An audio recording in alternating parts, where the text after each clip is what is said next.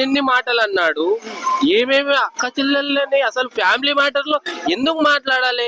ఏమి పడితే అవి ఎగిరేసుకుంటా. పోసాని గురించి తెలుసా మీకు? మీరు ఎంతరా అన్నట్లు మాట్లాడిండే ఈ పోసాని. ఈ రోజు జైలుకి వెళ్ళిండు కదా, బయటకు వచ్చిన తర్వాత తెలుస్తుంది ఎవరితో ఎప్పుడు ఏం మాట్లాడాలో. ఇప్పుడు తెలిసి వస్తుంది. ఆ రోజు ఎన్ని మాటలు అన్నాడు ఇంటర్వ్యూలో. ఎవరి ఇంటర్వ్యూలో పడితే వాళ్ళ ఇంటర్వ్యూలో కూర్చొని పోసాని గురించి తెలుసా మీకు, పోసాని సత్తా తెలుసా అన్నాడు. ఇప్పుడు తెలుస్తుంది పోసాని సత్తా.